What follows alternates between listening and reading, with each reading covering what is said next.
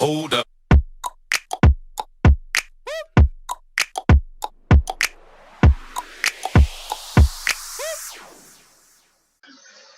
We will get started since we have a fair amount of people here. This is great.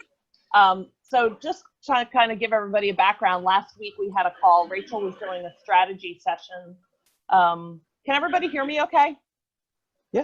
Yes. Okay. Rachel was doing a strategy session with a business owner, and I answered a question, and she thought it was pretty interesting about my knowledge of the psychology of selling. And she asked me to do a masterclass. So I said I would do it. And then, she said, well, hey, why don't you do it next week? And I thought, well, okay. So a little bit about my background. I've been in retail for over 20 years. My past job was at QVC, where I don't know if somebody has something on the background. You guys may want to mute. And then if you want to just chime in, feel free to unmute and chime in with questions. But my last job, my very last corporate American job that I will ever do was with QVC for the past 11 years, where I was a buyer and also a planner in the very beginning. And so if anybody is familiar with QVC, it's a retail shopping channel, the biggest in the world. They just bought HSN, so now they really are the biggest in the world. They're in, I believe, 9 countries, and they're probably set up to do, gosh, I don't know what the latest figure is, maybe $8 billion worldwide. And they're third online after Amazon and Walmart, so they're huge. So there's a whole, when you work there, you totally get clued into how people shop and how people buy and how people sell. So after being there 11 years, you really get a good handle on, what the trigger points are for the customers who are shopping, and how you want to sell a product on air, which we then would post videos online, which is funny because now videos are all the rage in social media, and QVC's been doing it for over 20 years. So they're really good at that segment in the marketplace. So I thought I would just share a little bit of my knowledge today behind the psychology of selling. And again, please interact. I'm going to try and watch the chat box too. So I see that, yeah, Casey and Tracy said hello. So drop your questions in there. I can see the chat box. And we can, you can ask questions in there, or like I said, unmute your mic and feel free to shout out. But how much does everybody know? What are people's backgrounds on the psychology of selling? How much have you dove into it? Do you know much about it?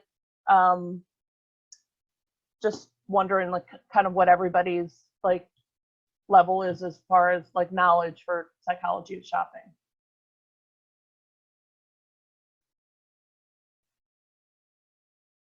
Not much, mostly common sense. Yep. Marketing class. Yep. Okay. No, that's good, because I thought I would try and boil it down to be pretty basic. And another thing too, I am going to, after reading through this again this morning, I'm going to put together a worksheet about what I talked about. So that way, if you guys don't want to take notes or you just want to listen, I'll get that put together by the end of the day and email it to everybody, so that you can kind of have a one-page note of everything we're going to talk about. So one of the things, one of my observations is that everybody is always selling. And I think when you start looking through those eyes and you look around the world and you'll see that you can look at it from a perspective of everybody is always selling. You could say, okay, well, Megan, what are you selling today? Well, I'm selling my knowledge. I'm not charging you anything. You're not buying it, but I'm selling my personality. I'm selling, like I said, my knowledge and everything. So when you meet somebody, it's an interaction, and you're always selling to each other. Again, you're selling your personalities, you're selling your knowledge, you want people to like you.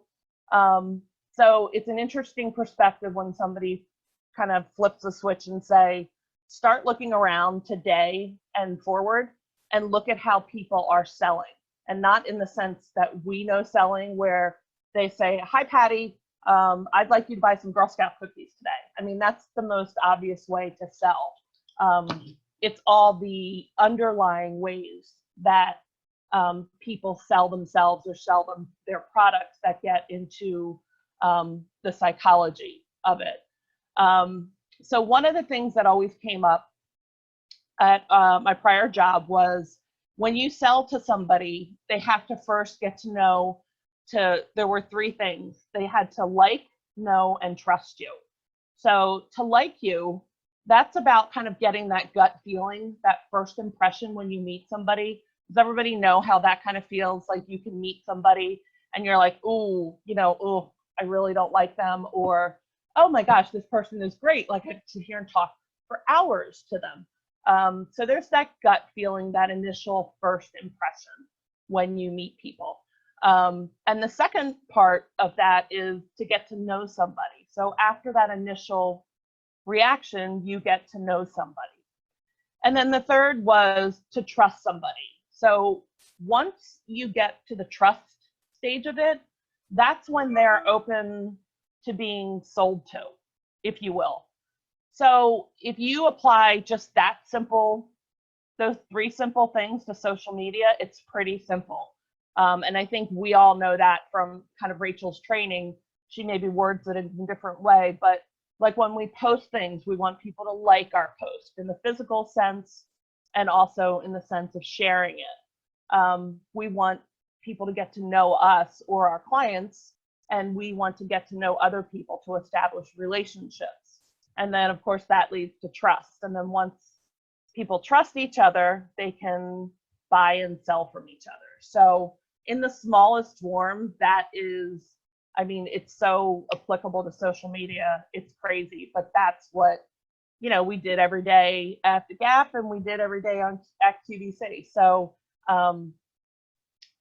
and, they're very, applicable to social media, like I said. The very best sellers out there that are not in your face selling to you all the time are the ones that engage, enrich, and entertain you. So some examples are when they engage you, they bring you into the sell. And I'll refer to, I'll refer to like QVC a lot just because that was my last job and it's the best example I can give you. When they're selling a $400 Dyson on QVC, I mean, how does somebody buy that? You don't just go on and say, hey, Dyson's the greatest vacuum in the world. You need to buy it. No, by the way, it's $400. And you have to sit there and go, well, no, flip the channel, or I'm not going to buy that. But what they instead do is they engage you. They bring you into the cell. They do a demonstration. Here's what this vacuum can do for you. Here's how it will benefit you and your house cleaning. Here's how it will problem solve for you. Do you have a cat or a dog? Is there food on your floor in the kitchen? It'll clean it up really fast. They will do demonstrations to show how it benefits the customer. And they're gonna spend 15 to 20 minutes telling you how this will change your life. And that leads to enrich. How does it affect you? So it'll enrich your life. And believe me, like if I said, Glow, I have a $400 vacuum for you that's going to enrich your life, you'd be like, Megan, you're crazy. But if you go through all the steps and I engage you and then I tell you how it's going to change your life, how it will affect your life, how it will problem solve, you'll start to listen. And then the third part was the entertaining. So being on TV, or in this case, social media, being on video or posting things, I really think to capture people's attention, there has to be an element of entertainment, or there can be. That's just one of the things that will capture people's attention and make them stop on your feed, whether it's Facebook. An entertaining video always stops all of us and makes us laugh or smile, or however it entertains us, or makes us cry even. So that element of entertainment, I think, can always be woven into a sell. One of the things about the entertainment factor at QVC is they had a term called selling over the backyard fence, or the backyard fence sale. So basically, if Casey was my neighbor, and I'm looking out of my backyard now, and I have a fence, and I said, "Oh my gosh, Casey, I just got the best vacuum in the world." And it's like I'm talking to my neighbor over the backyard fence. I'm not trying to sell her anything. I really am genuinely excited about the product I just bought, and I'm sharing that excitement and enthusiasm with my neighbor. So if you can find that voice on social media and find that backyard fence when you're selling something, it's gold. So whether it's a customer testimonial, or it's a video, or it's something that tells, that it's a way to tell the story. And I know we were talking about storytelling in one of our last calls, but if you can do more storytelling, it is gold. So I don't know if anybody here has had success with that or tried that with any of their clients. Anybody want to chime in or give an example? Maybe it worked for them. Anyone? Not in social media, but in general, when I was working in corporate environments, the storytelling parts, when I had executive communicating to their teams, instead of just putting figures, we're just actually telling the story of the whole thing. And we definitely had more engagement. People were more interested in asking more questions. Mm-hmm. Yeah. And like Case, selling your kids when you ask them to make their bed. How do you get them to make their bed? How do you sell them to make their bed, I should say? Oh, I don't know if he can hear me. So, and then the other thing I was going to add is there are many people out there who will teach how to close a sale. And they say, I'm a master salesperson. I can close anybody. I can get any sale done. But I give that a lot of thought, and I say to people out there, if your goal is to close a sale, it's probably not going to work well.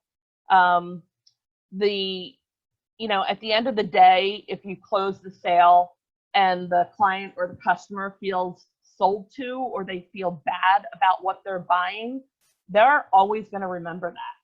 And, whether you get a bad deal buying a car or buying a program online, people remember that, and people will tell other people. So it's not always, I don't always think the top priority should be close the sale, close the sale, close the sale. It should be, if you want to sell something to somebody, tell them how it's going to benefit their life, and then make sure that they truly benefit from it, and that it does change their life and it makes a difference, and make sure that it's genuine, because that person then will remember that, and they're gonna shout your name to the mountains. They will just speak very highly of you, give you a good review, and that goes a long way as well. So as I was doing some preparation for this, I come across a lot of things where people are like, "Oh, I can help you close any sale, buy this course, close this sale." And I got a really bad taste in my mouth because of all the times that I have been sold to that. It's not been a good experience. And I knew the person on the other side just had the mentality of closing the sale, and they didn't really care about, what I wanted, what I needed, or what I asked for. And, shame on me for being sold to, but that's what happens to us. That's why infomercials are so successful at night. They get us when we're tired and we're half asleep. So does anybody have any questions so far or comments? Let's see. I've been Hema. I've been told writing, talking to that one person, target client, thinking about it makes it personal. Yes, I would agree with that, definitely. It does. If you can, if you can talk to that one person, and definitely make it personal for them, that works, I'd say 9 times out of 10. And then Geraldine, what about when the product is not really life-changing? I think you have to find, you have to go, I'll go back to the Gap basics for us is we always sold features and benefits. So what is the feature of a product you're selling? And then what is the benefit to the customer or the client? And that's basic kind of sales 101 in selling psychology, and that you never wanted to be, again, the Gap kind of preached, not selling in your face. They educated us to know what the features of their products were. And I giggle now because it was a t-shirt and jeans. I mean, how many features can a t-shirt and jeans have? They're not life-changing. But they taught us the features of the product. And then when we greeted a customer or helped the customer, we would figure out how it would benefit them. They're going back to school. They need a new pair of jeans. They need, some t-shirts.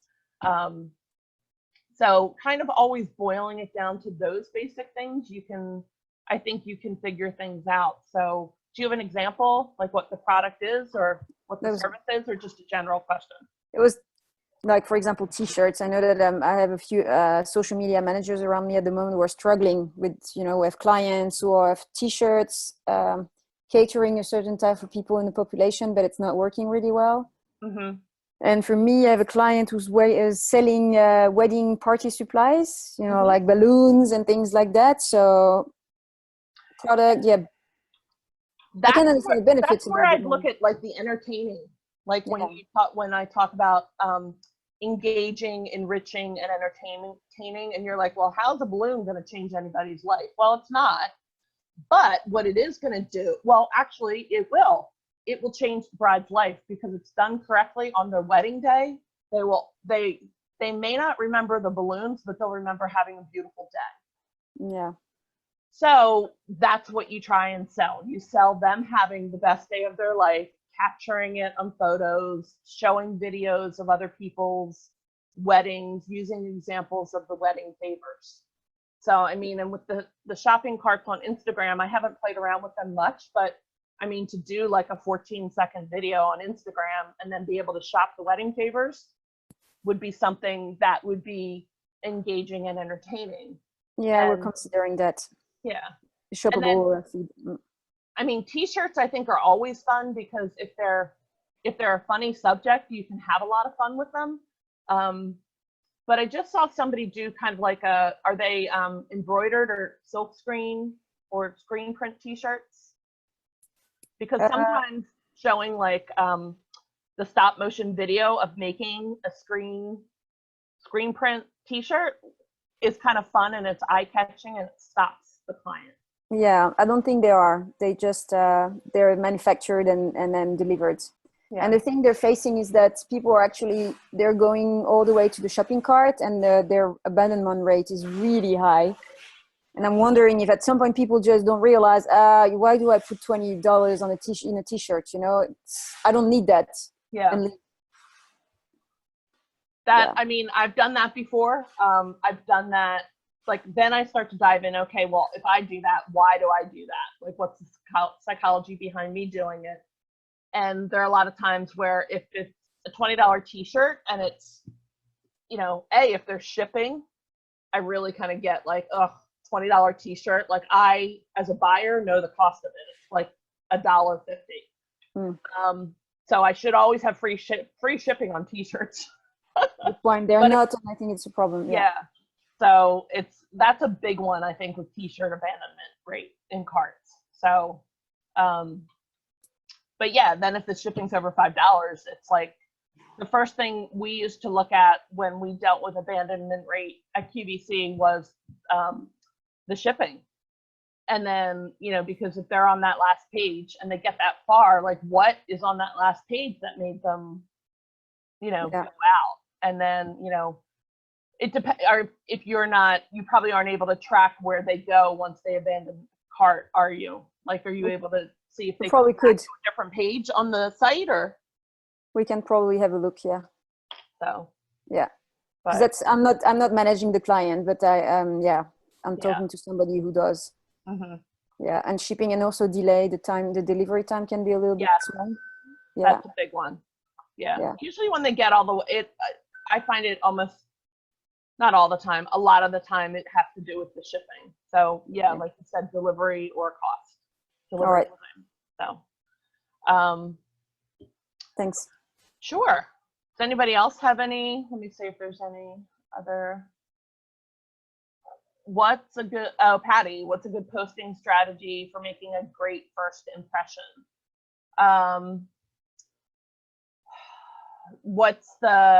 Is it a specific business or?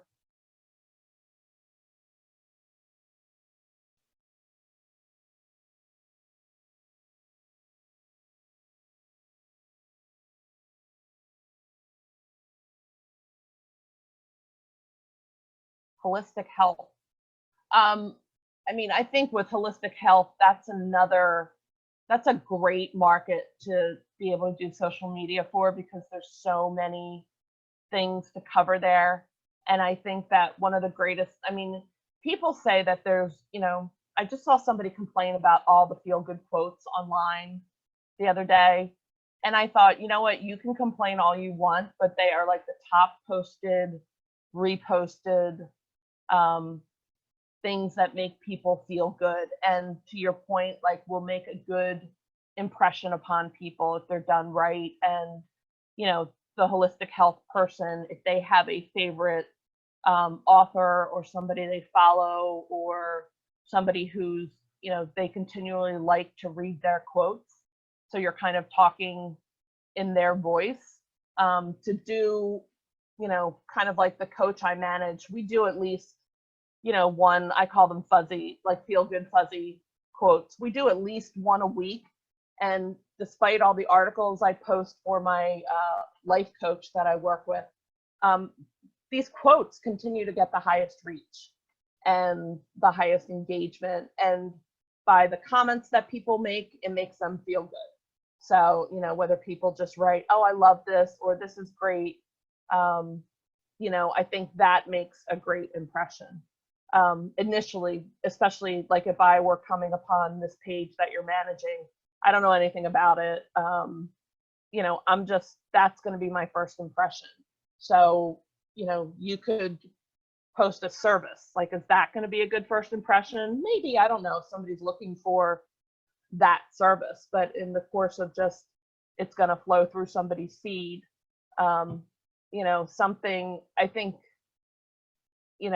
think of like the Instagram accounts that are so beautiful, and they really just, you have no idea what these people are doing for business, but you see a beautiful picture of a beach. And for me, that's what works for me. And I'm just like, oh, that's so nice. And then I'm like, well, who is this? What do they do?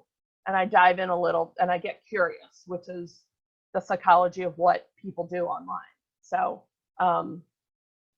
that's what I would say. So, so it could even be, if it's not a quote, it could be a beautiful like beach or relaxing picture to and kind of say something like, oh, is this the state of mind you want to be in, kind of thing. Let's see. Yes, you're doing quotes and they get the best response.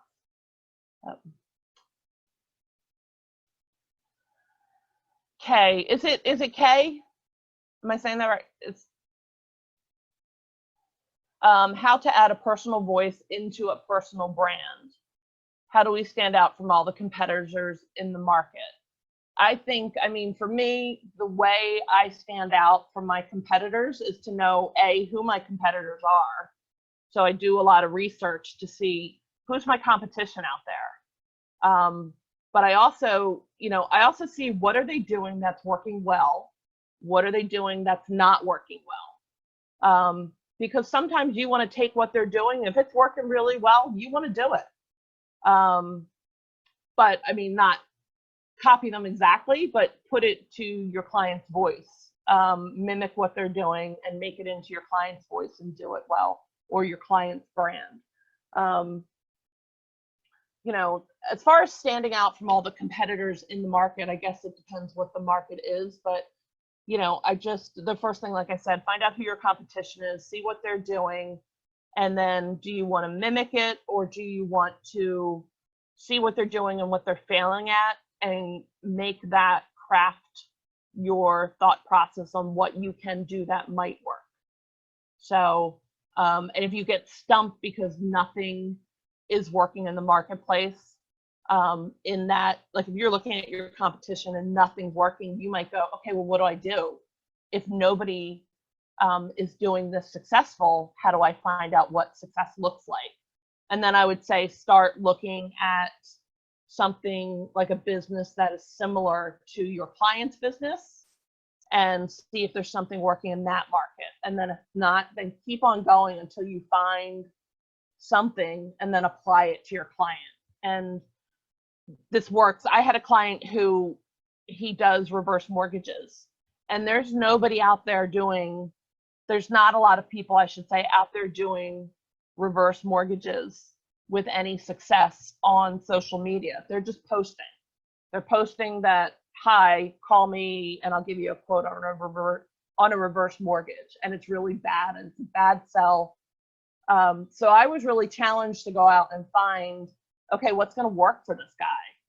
So I started looking at regular mortgage brokers, and then I started looking at real estate. So does that make sense? Like how I took each step, and finally found some winning combinations to apply to him and his account. And now we're up and rolling, and we're doing some really good things. So you kind of have to like put on, when you're challenged, you have to put on like what I call like a detective hat and go hunting for things, and just kind of just start looking and be on the lookout. So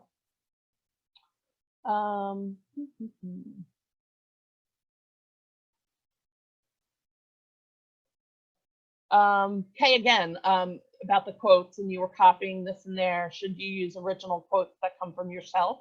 You certainly can. If you have quotes from yourself, you absolutely can. And you can, if you use Canva, you can overlay them on even photos that you've taken yourself. I do this a lot for a coach that I work with up in Vermont. Every time I go visit them for a business meeting, I take photos of Vermont. And then when she does a blog, I'll take about 20 quotes from her blog and overlay them on all the photos that I took up in Vermont. So it's kind of like a real nice thing that we've got going. But yeah, I think you can always use quotes from yourself and start branding yourself. Why not? Glow. So make them curious so they poke around more. Exactly. Yes. Selfies. Curating content, making a brand. What do you mean about selfies?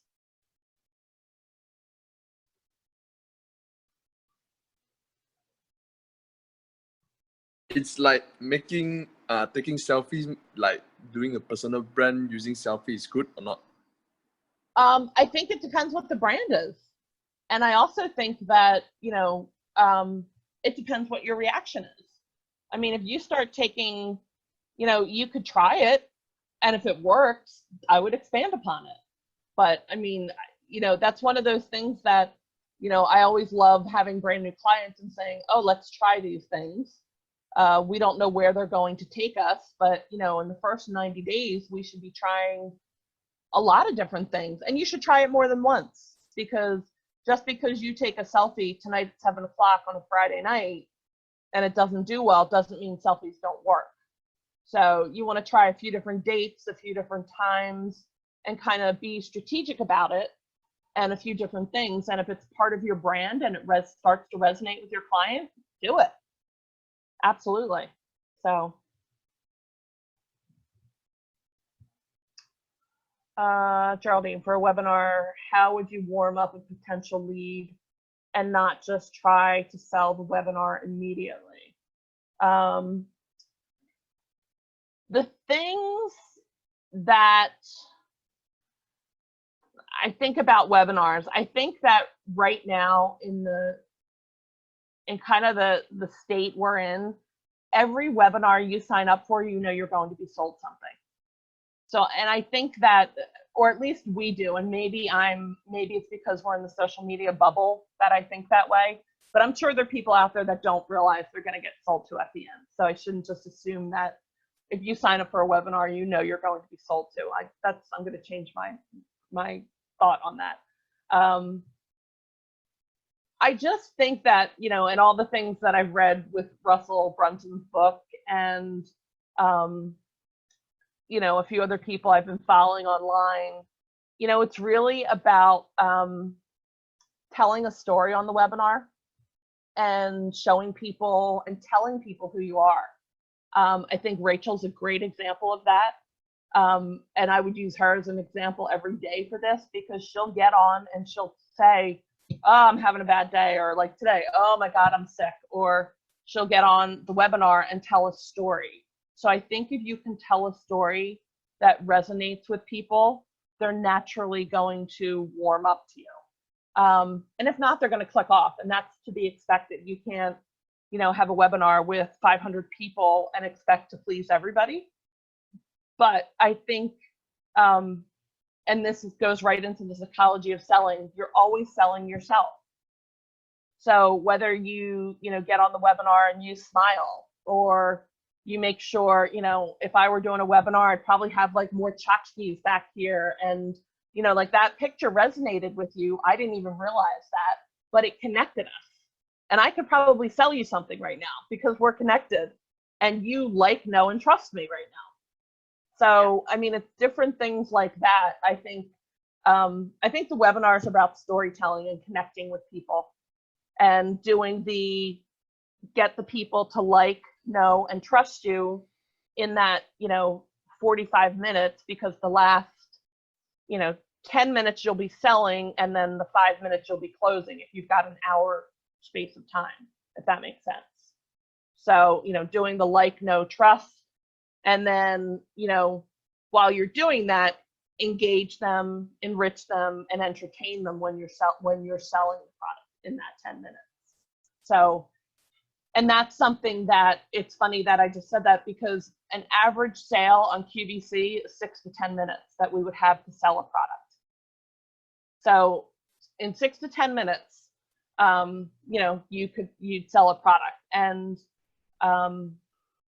you might think, oh, that's great or whatever. But when we sold a product on Saturday morning between 9 a.m. and 12 noon, that product had to do $10,000 a minute. So that's in the retail world, people talk about dollars per square foot. On TV land, we talk about dollars per minute. So, you know, every day and every time of day has a different value. And I think with social media, we can find out when our clients' day and time is the most valuable. And, you know, for example, Facebook will tell you when your audience is the most engaged. But I think that's like a real untapped market for social media, is to find out when our sweet spot is. When is our $10,000 a minute client going to be there? And, you know, also do your webinar during those times. If you have that information when the traffic is greatest to your Facebook page, then why not do the webinar around that higher traffic day and time? You know, or, you know, like I said to Kay, at least try it. Like, try a webinar at 7 o'clock tonight, but then if the highest traffic is coming Sunday morning at 4 a.m., well, get up at 4 a.m. and do it. So, because obviously people are coming to your page for something. So I don't know if that helped. Yeah, no, very much. Very much. I also need to understand, you know, what the sequence that I can do before I'm pushing directly the webinar, but is getting into the, no trust. Yeah. Is important before I can even get to the webinar at all. Right. Yeah. And figuring out what story you're going to tell. Yeah. You know, because you could probably come up with a bunch of different stories, but, you know, play it out and just kind of think, like, really start thinking about, like, when you go to a party, what is there one story you find yourself telling people? that, you know, always comes up for you. And you're just like, okay, this is my go-to story. Like, this is my, you know, I don't know if people think like this, but, you know, this is my cocktail party story. This is what I'm going to talk about when I go to a party and I don't know anybody. Like, I kind of keep this story in my back pocket. I feel comfortable telling it. People like me when they hear it. That's kind of the thought process, I think, when you're starting to think about what story am I going to tell on the webinar that resonates with people, because you're doing it every day. Like, you're selling people every day. If you go to a job interview, you're selling yourself. If you're going to a business meeting, you're selling yourself. So start thinking about the stories you tell people that make them like you and resonate with them. And, you know, like, even people will say, oh my gosh, I remember that first conversation I had with Geraldine. You told me blah, blah, blah. You know, you told me this story and it really stuck with me. So it's kind of like, just, you know, start doing some investigative work and thinking about what has worked for you in the past in different situations and apply it to social media. All right.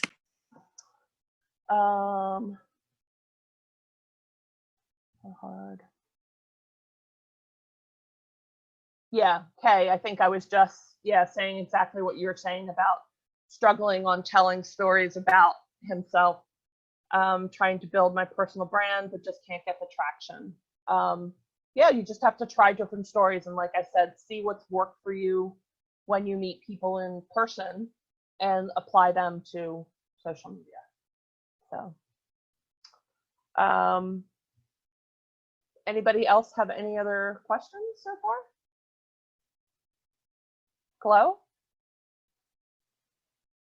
I was trying to unmute on my picture instead of down in the corner. I'm like, wait, I like how you put your hand up. You're like, me? Wait. So what tools that you use or have used or you would suggest maybe for someone to use to get a strategy going on that? Or is it just, you just try it and learn it and that's just what you do? I think you definitely have to, you know, you just can't wing it. It's definitely something like, you know, kind of just Geraldine just went through the exercise in her head and she just said the words, okay, like, know, and trust. And once you start thinking that way, like, all of a sudden, kind of like we've talked about before, Glow, it's like the popcorn kernels start popping and you're just like, oh, okay, I get it. And you look around and you're like, okay, I see that.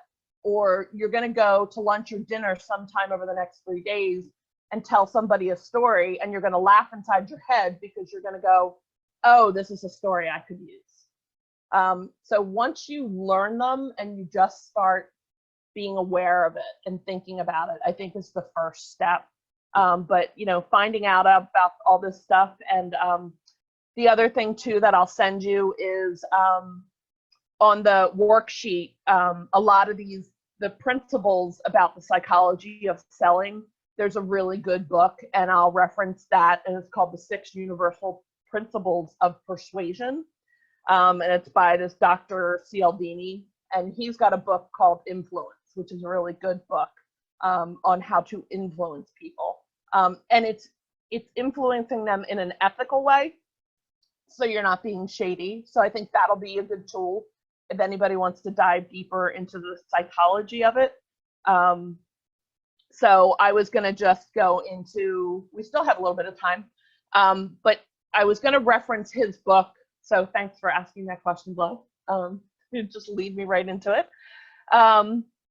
He calls out 6 Science of Persuasions, like there's 6 forms of persuading people. And like I said, this is going to be really like high level, and then I'll send the sheet over with the book and you can dive into it. I did dive into one of the 6 though for you guys just to make it applicable to social media. But he calls out 6 universal principles of persuasion, and they are reciprocity, like you do something for me, I do something for you. Scarcity, meaning that, oh my gosh, I have to buy this now, it's going to go away. I have to join, you know, SMU Elite because the price is going to go up. Authority, meaning that you're buying something from somebody who has authority in the space. consistency, liking, and then consensus. And consensus means, wow, there's a whole group of us that love one particular product or service. So therefore, somebody's going to look and say, wow, that group likes it, so I should like it too. There's something good going on in there. And the one thing that I liked about these 6 principles, the one that I thought I would call out is number 5, which is liking. And the 3 important factors there were, we like people who are similar to us. So for us all being in the social media space, I think that's why our community is really kind of tight knit and strong, because a lot of us are all in the same boat. So it's instantaneously, we almost like, know, and trust each other because of that. We also things that make us like people are, we like people who pay us compliments. You know, like when we do things for each other. Patty, you're huge at that, you know, paying people compliments. And it's, you know, it's something that people like really appreciate. And then the third thing is that we like people who cooperate with us and help us reach our goals. So whether it's answering questions for each other, that causes, you know, that liking, like, you know, we like each other, whether it's a physical like on a Facebook page or just the genuine feeling. And there was one study that was referenced in this category of liking, and it was, I think it was from Stanford Business School, but there were 2 groups.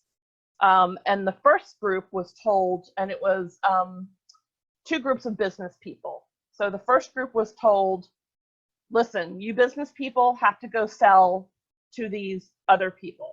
And time is money, so don't waste any time, just go sell to these people. And these are Stanford University students, so they're very good at what they did. So they had a 55% success rate of closing their sales. The second group was told, get to know each other first. Exchange something, you know, about yourself with the other person. Tell something, you know, to the other person they wouldn't know about you. Share some personal information and identify a similarity that you share before you talk business. So I'll go back to the example at the top of our conversation. Geraldine noticed the poster behind me. It resonated with her because it's her home. So, you know, instantly I was like, oh, that's right. I do remember, you know, that, you know, you don't live over in Europe, that you are from another place. And, you know, this is something that, you know, instantly bonded us. So that second group was told to do that. And that group, 90%, the group had a 90% success rate on closing the sale. So it went up from 55% to 90%. But also in addition to that, they were able to close the sales at 18% higher prices. So the people were willing to pay them more because they liked, knew them, and trusted them. So it's really interesting. You can, you know, like you say, you can teach anybody to close a sale, but if you can, you know, hey, meet somebody, make a connection with somebody. And I've always also been of the school of thought, if it's a win-win for both of us, you know, what's wrong with that? So they're getting something, you're, you know, making a sale, everybody's happy. I tend to approach business that way, which has always worked for me, and I like it. But the other thing I made a note about is just look for areas of similarity and, you know, a general compliment, like a genuine compliment before getting into business. So that I'll also put on the worksheet that I send you guys. I'll put all this together because I thought it was just really interesting.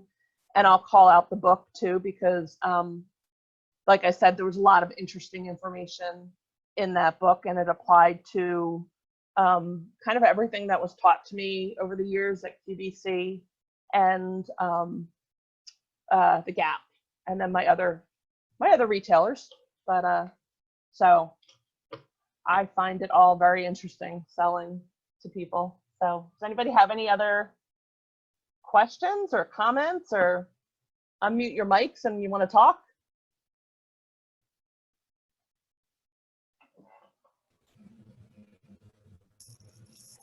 Hello. This was really helpful. Oh, sorry.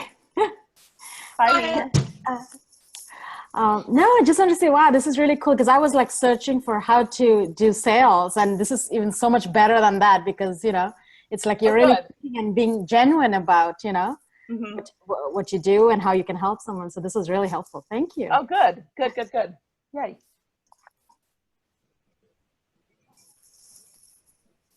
Flo, are you going to say something? No, you said a lot. I wrote notes. Exactly. I have notes for you.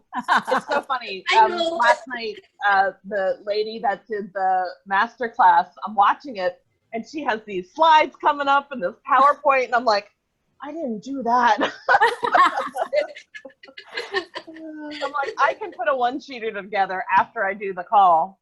I'm like, I wasn't gonna, you know, stress this morning about doing it. I thought, I'll see who shows up, and then I'll send them all little sheets with, you know, all the notes.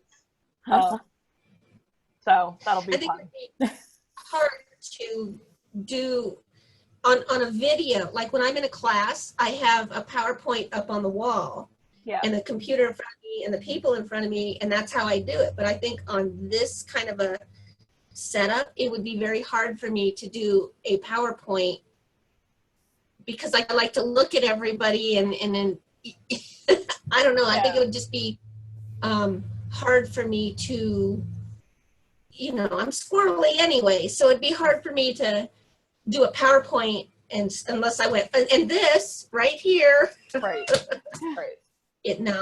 Right. I like this format. Yeah. I think one of the things I was saying early on before everybody jumped on, there is so much about the psychology of selling. Like I could go into, you know, each one of these 6 principles and like probably spend, you know, another hour on each one. And you guys, or if there's any other, if there's like, if you want to do that, I'm sure Rachel would totally be up for it. Yes. It would definitely help me practice teaching.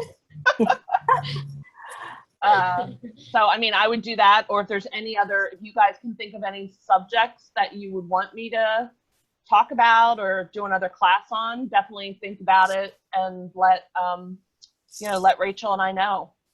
That would be awesome to take those principles and then really how you attach them to social media with examples from your practice. I mean, without saying your client's name, but yeah, I'm sure I'm just skimming at the surface of what we can do with those principles, and that would be really good. Yeah.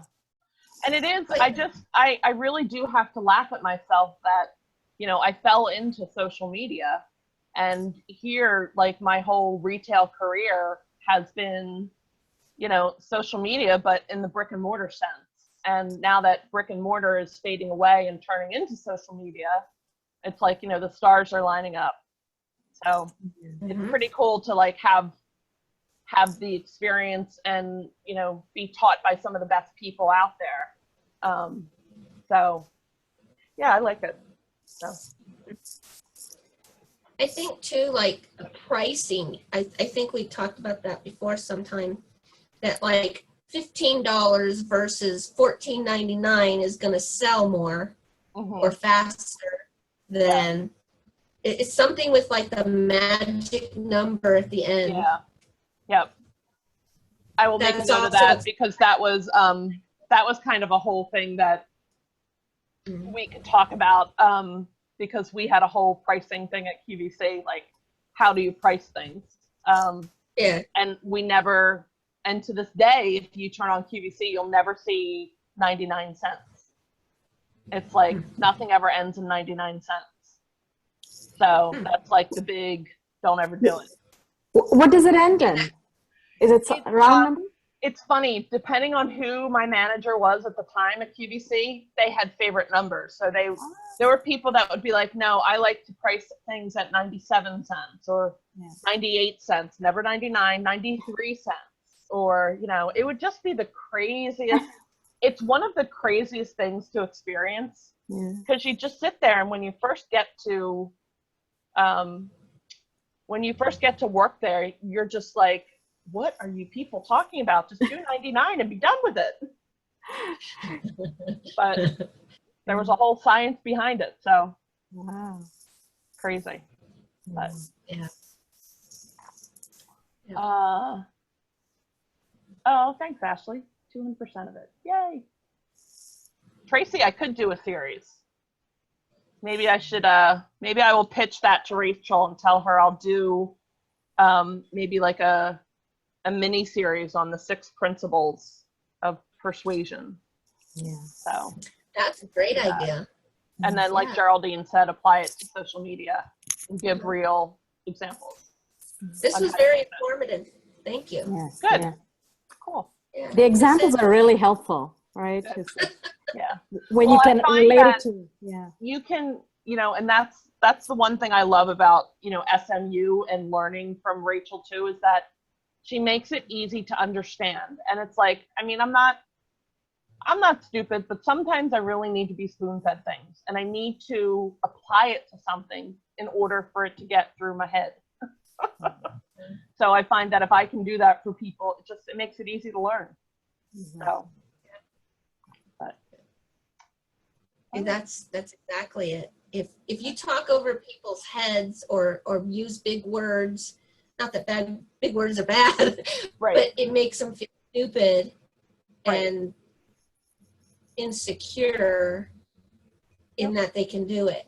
Yeah. So same thing when I'm teaching, I'm like, I don't know your level, so I'm going to start like you know nothing, and we'll just work from there. I mean, and that's the best result for me. Yep. But I feel the same way. It's like, talk to me like I'm 2, and as we go. As we go, we'll get you up to being 6 years old. Yeah, that's what. Yeah, that'll work. Cool. Well, that's great. I just want to thank everybody for coming. This was good. I was afraid like only like one person would show up. Oh, yay.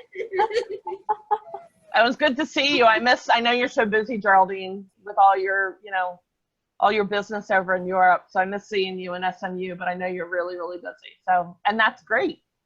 Yeah. So, Yeah. Oh, sometimes I'm like, freaking out. But honestly, SMU for me is an amazing support. I don't think I could go through the business and get the clients and everything if the group wasn't there. yep, I agree. I would feel very alone. Yeah. Oh, Yeah. Cool. we're here for you. I know. Thank you. All right. Well, I am going to sign off, and thanks everybody for coming today. And I hope everybody has a great weekend.